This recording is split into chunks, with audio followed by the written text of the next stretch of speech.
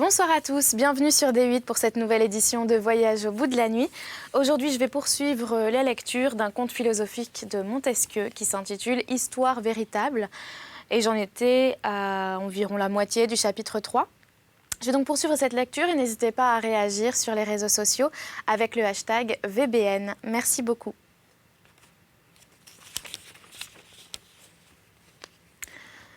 Monsieur, lui dis-je, je ne saurais répondre à cette question, mais je vous supplie de voir combien je rougis. Un homme aussi aimable que vous mérite bien d'avoir d'une femme sa première faveur et sa dernière.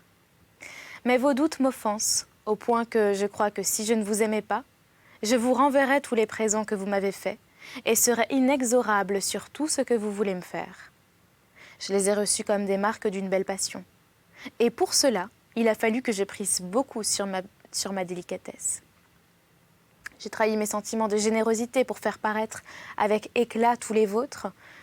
Si j'avais agi autrement et que j'eusse refusé vos dons, je me serais épargné la douleur de m'entendre faire une question si dure. En finissant ces mots, je laissai couler quelques larmes et mon gros homme les crut. Il se félicita d'avoir été l'écueil contre lequel s'était brisée ma vertu et sa vanité augmenta à un tel point son amour qu'il me combla de bien. J'attendis tranquillement le moment où je devais le renvoyer, c'est-à-dire celui où il me donnerait moins. Ce moment arrivé, je lui parus convaincu qu'il ne m'aimait plus. Je me piquais, je m'offensais, je me brouillais avec lui et j'en pris un autre. C'était un bon gentilhomme qui m'épousa et fit revenir l'honneur sur toute ma vie passée. La modestie n'est pas proprement la vertu, mais elle représente, et comme vous savez, toute cette affaire est pleine de fiction. Je montrai de la retenue, je ne me rendis qu'après de belles défenses et je mis dans ma conduite toutes les obscurités nécessaires. Mon mari, après avoir vécu 15 ans avec moi, mourut et me laissa de grands biens. Dans cette nouvelle situation, j'examinais mes charmes et, les ayant trouvés considérablement diminués, j'eus le bon esprit de devenir prude. Ce nouveau tour réussit, car mes amants ne me demandèrent plus de beauté. Et en effet, je n'étais point obligée d'en avoir, m'étant si bien exécutée.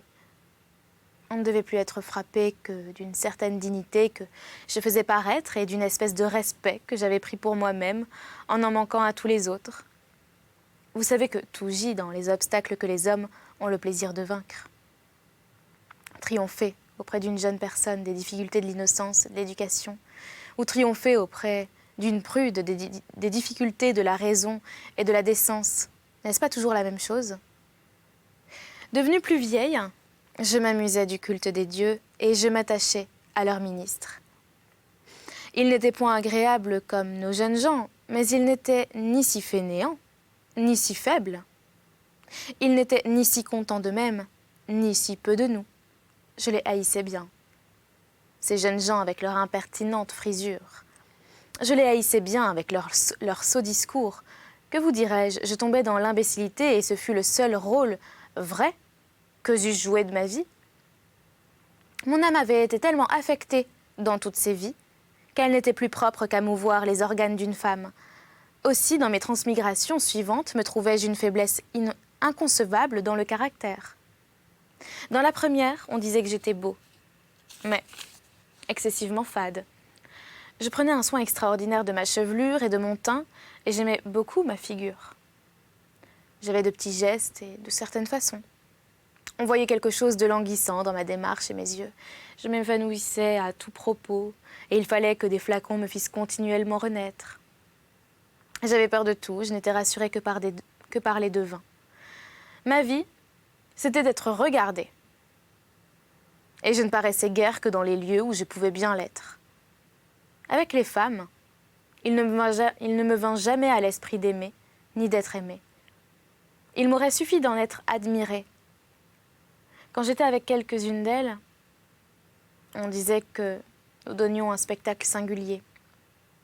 On ne nous aurait jamais pris pour deux amants, mais pour deux rivaux. C'était un combat où personne ne cherchait à attaquer, où l'un et l'autre paraissaient se défendre et où les deux champions semblaient n'être pas convenus des lois du duel. Je viens de vous parler d'une vie où je n'étais proprement rien, Dans celle-ci, j'étais peut-être quelque chose de plus. Il y avait des gens qui me croyaient un fat. Outre ma figure, mes équipages et mes habits, j'admirais beaucoup mon esprit. Ce dernier article augmentait mes torts et me rendait plus incommode. Vous remarquerez que, dans ces deux transmigrations, j'étais d'un assez bon naturel. Et comment aurais-je été méchant? Quand on s'admire sans cesse, on ne peut être irrité contre personne. Je naquis à Athènes pour être encore un joli homme. Les grâces qui président à la naissance des petits maîtres se trouvèrent à la mienne. L'impertinence, la folie et le mépris des choses louables. À l'âge de 15 ans, je fis l'homme de qualité, et j'y réussis assez bien. J'ai cru devoir faire aussi l'homme d'esprit, et cela me fut encore plus aisé. Toute la difficulté était de faire l'homme riche, et j'ai cru que les femmes m'aideraient à cela. Mais 5 ou 6 rubans qu'elles me donnèrent me coûtèrent le peu de bien que j'avais. Pour lors, tous mes amis m'abandonnèrent. Mais m'étant mis à jouer, je regagnais mon bien et mes amis. Cependant, mes cheveux tombèrent, mes traits vieillirent et ma taille s'épaissit. Je me crus perdue auprès des femmes. Mais la réputation d'avoir été aimable et d'avoir été aimée me soutint auprès de quelques-unes et sembla me rendre ma figure passée. Aussi gardai-je mes premiers airs. Je parus toujours sûre de moi-même. Je ne doutais de rien. Il courait dans le monde des histoires de mes aventures. Elle parlait pour moi. Il est vrai qu'une femme n'avait pas longtemps la tête tournée et que lorsqu'elle avait bien reconnu le terrain, elle aimait autant établir la réputation de quelque autre que jouir de la mienne. Mon génie, voyant qu'il m'avait manqué 3 fois, jugea qu'il n'y avait pas moyen de faire un homme de moi. Je fus donc encore enveloppée dans les organes d'une femme. Je me mariai en Macédoine, le roi ayant déclaré la guerre à un de ses voisins. Nos maris partirent, et nous crûmes qu'il était bon air de nous affliger. Des gens disaient « En vérité, c'est une chose bien nécessaire que des hommes à ces femmes-là. Mais comment ces gens si regrettés pendant la guerre étaient-ils si ennuyeux pendant la paix ?»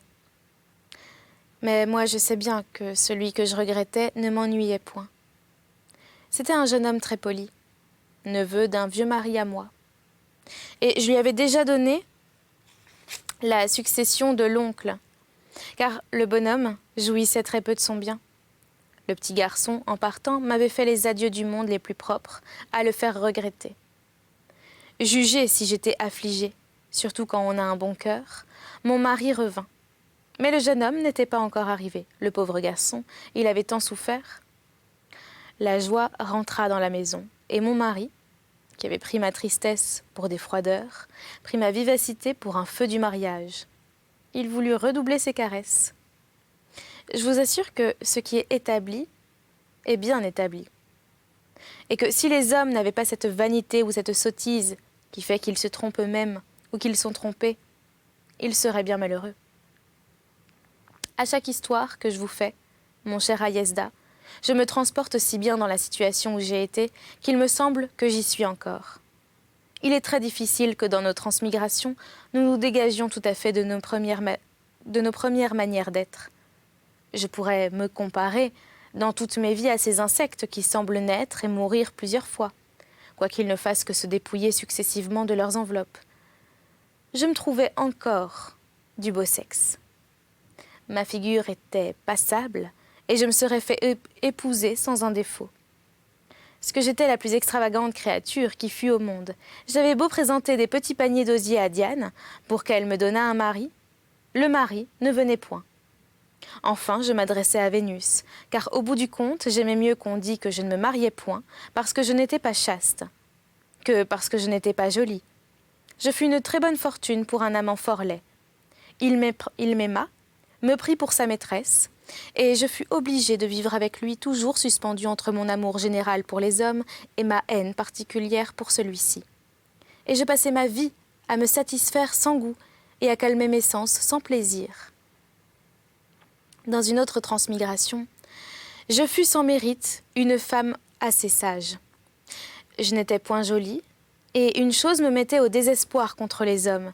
C'était la manière équivoque avec laquelle ils me disaient des douceurs, car je ne savais jamais distinguer ce qui avait été dit en faveur de mon sexe, d'avec ce qui était dit en faveur de ma personne. De manière qu'après 1000 protestations, je restais incertaine. Mais ce qui achevait de me désoler, c'est qu'on me donnait dans le monde toutes les aventures que j'enrageais de n'avoir pas eues. Cela me fit résoudre à m'attacher à mon mari.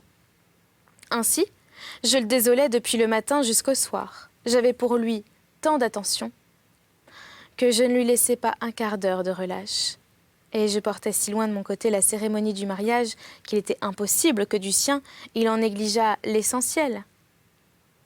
Dans cette vie-ci, j'étais si semblable à ce que j'avais été dans la précédente que mon génie, en riant, disait que j'étais ma propre sœur.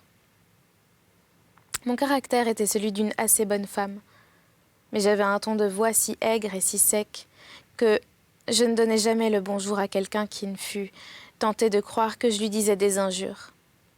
Je décourageais de me parler. Ce que ma voix appelait, elle les repoussait. Et quelque chose que je disse, on examinait d'abord si elle pourrait être prise en mauvaise part. Cela m'attirait souvent des réponses un peu dures.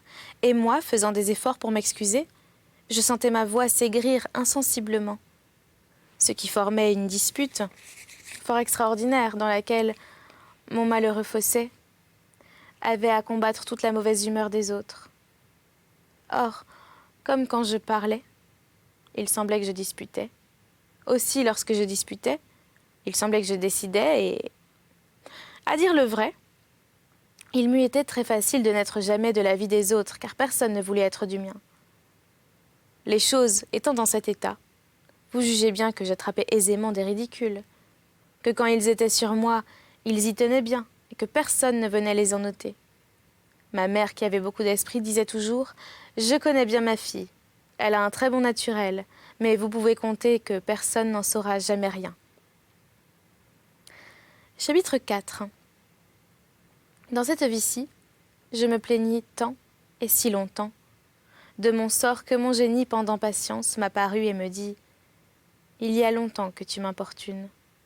Veux-tu que selon le pouvoir que j'en ai, reçu du destin, je te métamorphose tout à l'heure en quelque autre homme ?»« C'est selon l'homme, répondis-je tout étonné. Eh bien, veux-tu être Achéménidas, le roi de ton pays ? Divin génie, il est si décrépit que je n'aurai pas 2 mois à vivre.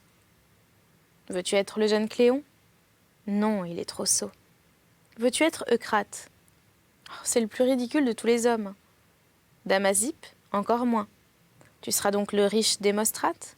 C'est un avare, répondis-je, qui se laisse mourir de faim. Nomme-moi donc quelqu'un, mais prends garde à ce que tu diras, car je te transformais sans miséricorde. Attendez, dis-je. Un moment, s'il vous plaît. Le philosophe Antisthène ? Non, c'est un homme chagrin. Antisthène, soit, répartit le génie en haussant la voix. Un instant, repris-je, laissez-moi penser encore.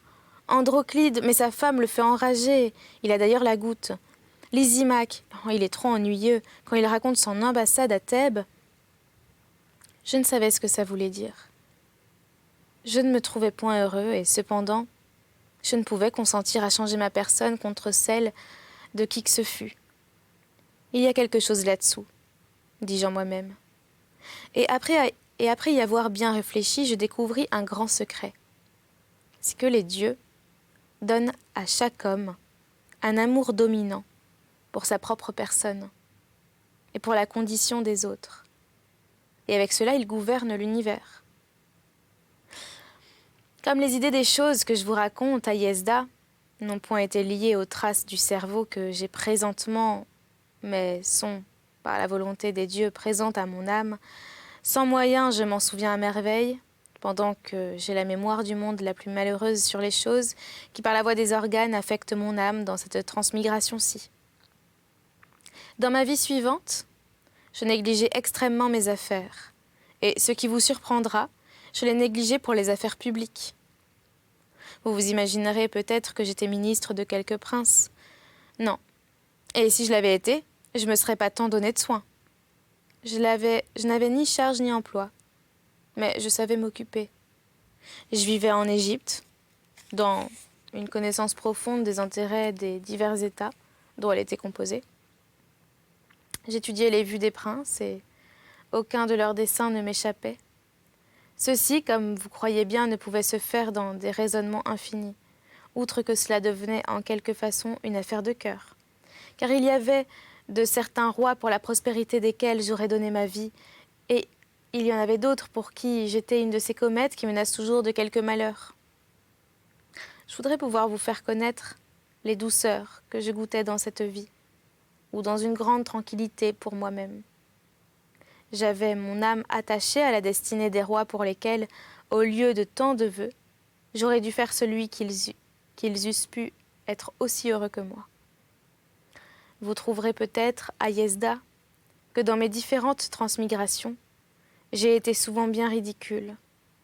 J'en conviendrai un peu pourvu que vous vouliez faire avec moi cette réflexion, que le ridicule n'étant que ce qui choque les manières de chaque pays, comme les vices sont ceux qui en choquent les mœurs. Et ce qui vous paraît ridicule ici ne l'était peut-être pas, tant dans les pays où je vivais, où je le croirais bien. Je fus un pauvre Africain, chef d'un petit peuple sauvage. Un Égyptien étant venu dans notre contrée, je m'entretenais quelquefois avec lui, mais il parlait et moi je pensais. « Vous êtes bien cruel, » me dit-il un jour. « Vous mangez les prisonniers que vous avez faits à la guerre.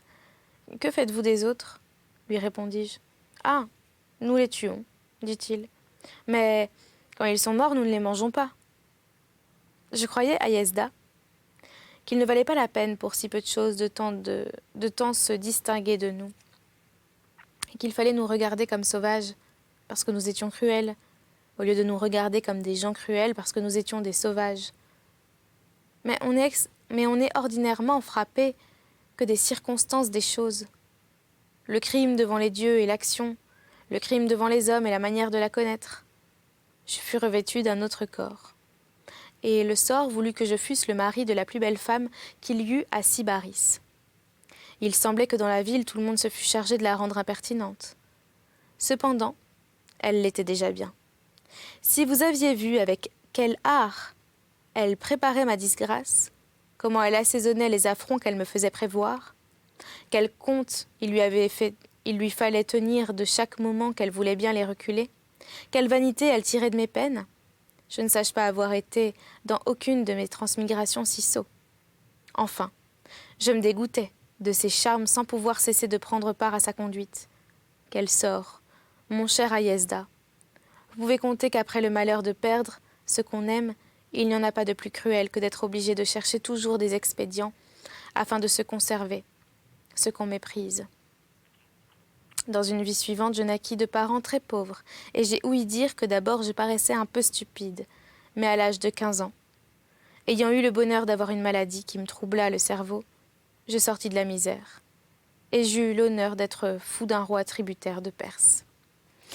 Et c'est là-dessus que nous allons arrêter cette lecture pour aujourd'hui. J'espère que vous l'avez appréciée. N'hésitez pas à réagir sur les réseaux sociaux avec le hashtag VBN. Merci beaucoup, je vous souhaite une très bonne nuit ou une très bonne journée. À bientôt.